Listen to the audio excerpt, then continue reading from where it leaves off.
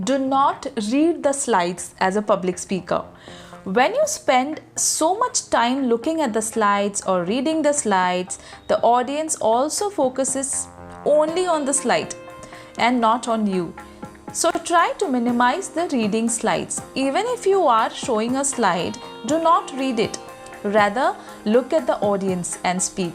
Just refer to the slide, just have a glance on the slide to check where you are in the presentation. That's more than enough, right? Remember your best exam experience. You prepared so much for that exam. You prepared so much on that subject. You revised the subject maybe 10 times, 14 times, 15 times.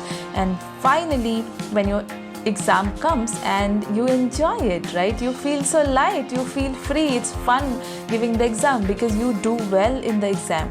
Have you experienced such moments? Yes. So because you have prepared for it, you confidently gave the exam and you enjoyed it, right? It was a free flow. Similarly, it's the same case with your speech. When you have prepared so much, when you have revised it so much, then what happens is you need not have to look at the slides, or you need not have to